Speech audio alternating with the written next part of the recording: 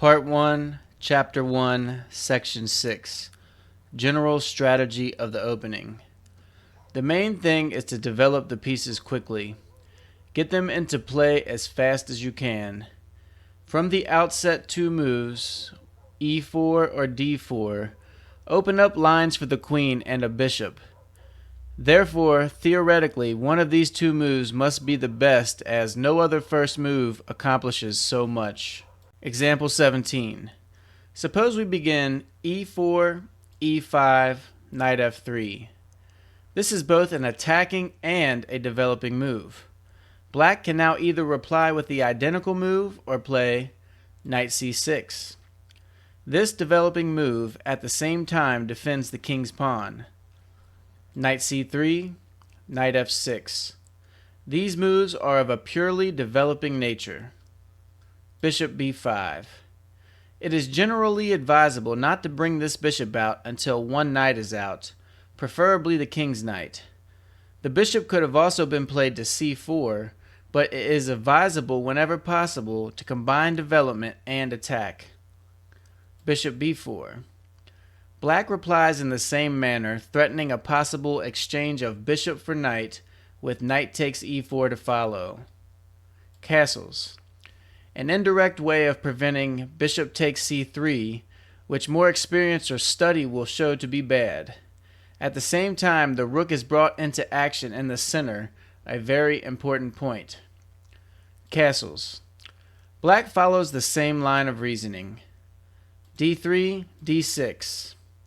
These moves have a twofold object: to protect the king's pawn and to open the diagonal for development of the queen's bishop. Bishop g5. A very powerful move which brings us to the middle game stage, as there is already in view a combination to win quickly by knight d5. This threat makes it impossible for black to continue the same course. There is a long analysis showing that black should lose if he plays bishop g4. He is now forced to play bishop takes c3, as experience has shown, thus bringing up to notice three things. First, the complete development of the opening is taken only 7 moves. This varies up to 10 or 12 moves in some very exceptional cases. As a rule, 8 should be enough. Second, black has been compelled to exchange a bishop for a knight, but as compensation he has isolated white's a pawn and doubled a pawn. This, at such an early stage of the game, is rather an advantage for white, as the pawn is doubled towards the center of the board. Third, white by the exchange brings up a pawn to control the square d4, puts black on the defensive, as experience will show, and thus keeps the initiative, an unquestionable advantage. The value of the initiative is explained in Section 20, page 77.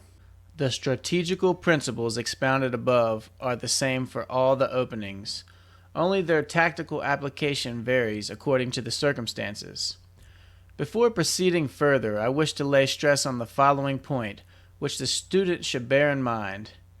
Before development has been completed, no piece should be moved more than once, unless it is essential in order to obtain either material advantage or to secure freedom of action.